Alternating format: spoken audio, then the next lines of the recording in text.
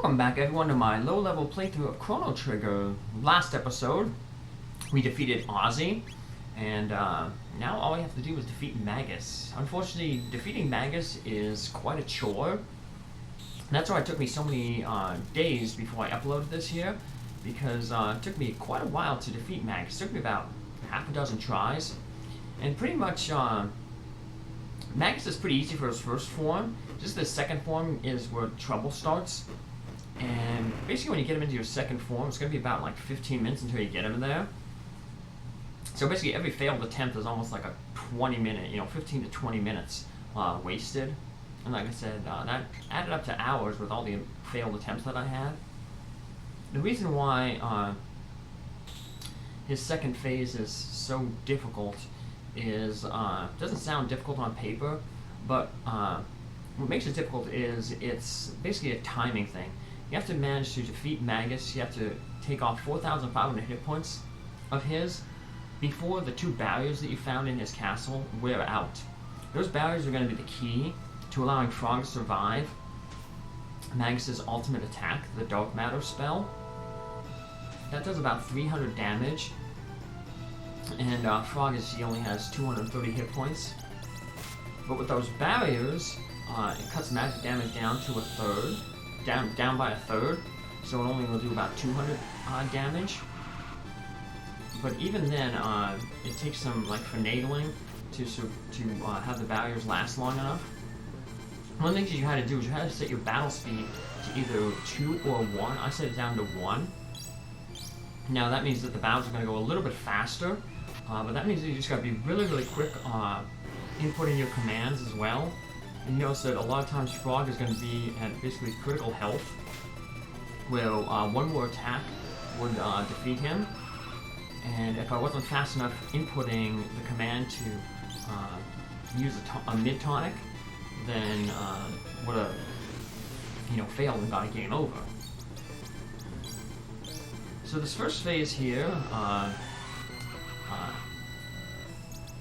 basically Magus, he uses this geyser spell that deals a hit point down on you, and he'll either follow that up with another geyser spell or a physical attack.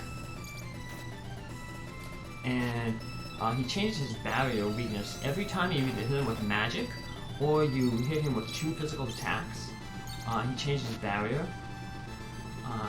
This phase can go quick or slow depending on how many times he uses he chooses his weakness to water. So when he changes it to his weakness to water, basically you just want to hit him with the Masmune to lower his defense down, his mag defense down, and then hit him with the water spell, and that'll do about close to 240 damage. That's going to be the main meat of knocking his hit points down. You see just the regular physical attacks, Frog's only doing 30 damage on average with a physical attack. So now it's important that you keep track of his hit points here, because you want him to get as close to that 4,500 point where he changes phases, as close to that as possible, so they can hit him with the dual tech, Frog and Marley's Ice Water dual tech, to take off about 400 hit points and get him as deep as you can into his second phase. I had a little gamble here. I got him down to about 4,700 hit points, and he was weak to water, so I could have used the water spell to take him into that second phase, but I was like, rather than hit him with water, I hit him with a Masmune again, in the hope that I can take off a few more hit points and get him closer to 4,500 before I hit him with the Ice Water technique. And it worked out right, because I ended up taking him down to 4,558 hit points before I hit him with the Ice Water technique, which takes off about 400 hit points. So it got him a lot deeper into his second phase than normal. And that's like really, really key because that second phase is, like I said, a race. This first phase here is just, it's pretty easy to survive, basically. Like I said, just make sure that you have full hit points before you cause Magus to change his barrier. So you hope for as much of the water as possible. Not only because, one, it allows you to deal more damage, but you notice that Ice 2 does less damage to Frog than the Fire 2 or the Lightning 2, or the Shadow spell. Because your character tends to be, your character is stronger against their own element. So Frog takes the least amount of damage from water, same with Marley. Chrono takes less damage from lightning, Luca less damage with fire, Robo with shadow. But once you get Magus pretty close to that 4,500 hit points, this is where you're going to want to, we're going to want to revive Chrono and Marley. Chrono's going to be very, very important to the second phase. We want to have them both alive, because we want Marley alive so that she can cast that the Ice Water technique with Frog to do a lot of damage to take Magus deep into his second phase. And Chrono is going to be, since he has maxed out speed thanks to the Slasher and the Speed Belt, he's going to be able to keep Frog healed and deal some spare damage on the side to help Frog win the race against the barrier and hit points. So like I said, we get closer here. One of the things you want to have to do is you also want to take off, you want to have Frog get healed with the heal spell, because every time Magus hits him with that Geyser spell, it causes a hit point leak, and Frog slowly loses hit points. It's kind of like a poison in Final Fantasy. And if that hit point leak is on him and he's getting hit with the Dark Matter spell, it can actually knock him out. So like I said, we want to have that hit point leak status pulled off, removed with the heal spell, or a heal item. Okay, so we're getting to a point here where Magus is pretty close to that threshold. So we want to have, get everyone back on their feet. Hopefully they survive long enough to, this is where you hope that Magus uses a physical attack, but he uses the Geyser. The Geyser can knock you out. Alright. So we want to decrease his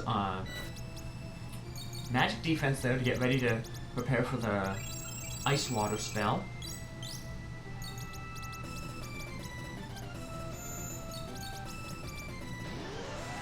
He's gonna knock us out here.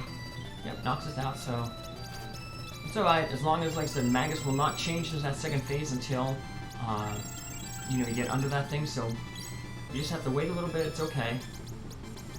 Move there. Now we're good to go. See, the Ice Water takes off like about 400 hit points.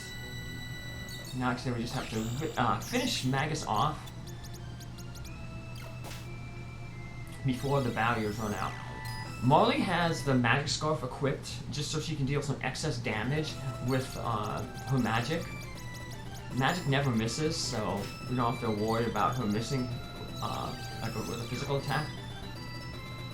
So just use the magic. Chrono's gonna get a few hits here and there. But Frog can't take Magus on his own, so he's gonna have to revive Chrono.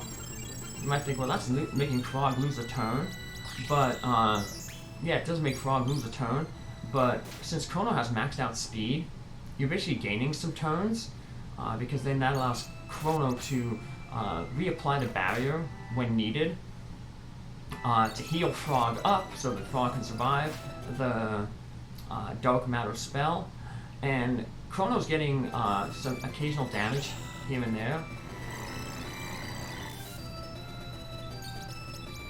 that excess damage that Chrono does is going to pay off in the end. Going to basically allow Frog to finally solo Magus at the end. So the barrier lasts about 4 dark matters. So after about the 4th dark matter, just pay attention, and you either have to have, depending on when it runs out, either have Frog or Chrono reapply the barrier. It's important that you wait until the first barrier runs out before you apply the second one, because they don't like reset. If you throw a second barrier on while the first barrier is active, it's going to get expire at the same time as the first barrier. You have to apply it when it's the second one when the first one is already gone. Otherwise, they'll both like expire at the same time. Yeah, I guess it's coded weird like that, but so just say this is really important. You're paying attention and still keeping track of Magus' hit points, because when he gets so close to the point where Frog can finish him off, we don't want to revive Chrono. But for the most part, we'll be reviving Chrono quite a bit. Okay, so Frog just reapplied the second barrier. Like I said, they usually last about 4 dark matters. As you can see, I'm pausing it quite a bit just to keep track of Magus' hit points, because when Magus gets to a point where he's pretty close to being defeated, we aren't going to want to revive Chrono, because we want to have Chrono obviously dead, so or knocked out, so he doesn't gain any experience. We want Frog to absorb all this experience. But of course, it's important that we're keeping Chrono alive, because that extra damage that he's doing is helping Frog out, helping him win the race, and it's also keeping Frog healed. You just want to use Frog's slope cut, because his regular attack, this does about 1.5 times as much as his regular attack.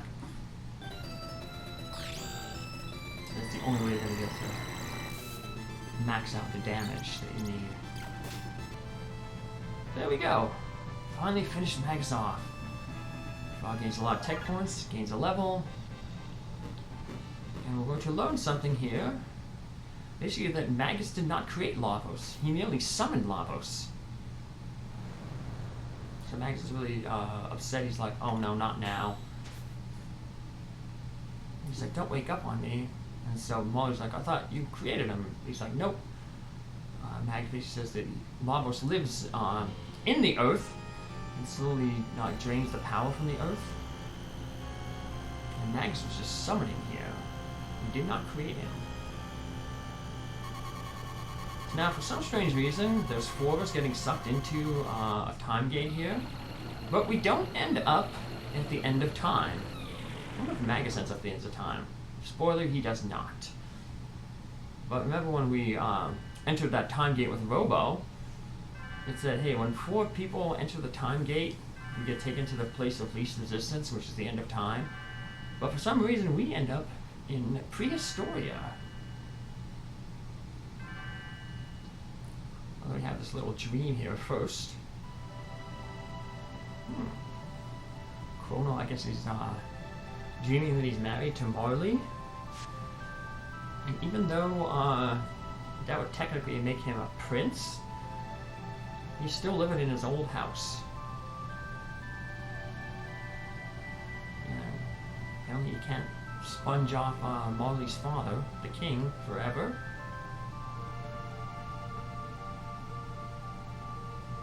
So in canon, Chrono will end up marrying Marley.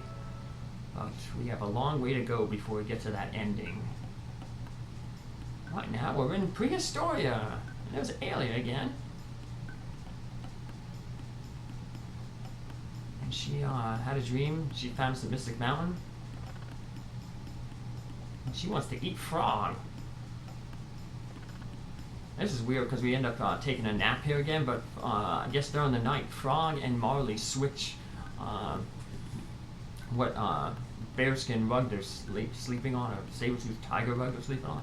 Yeah, Frog's on the left now, Mario's on the right, but after they wake up here, Frog's gonna be on the right, so they switch places. But here, we're gonna learn that there's a lot of troubling things going on here in Prehistoria. And we're gonna have a lot of trouble ourselves in Prehistoria because the next dungeon we have to go to, well, the second next dungeon, we have a short little dungeon to go first. Gonna have a lot of really tough encounters to dodge, so. But I'll see you in the next episode to see them. Take care, have a good one. Bye.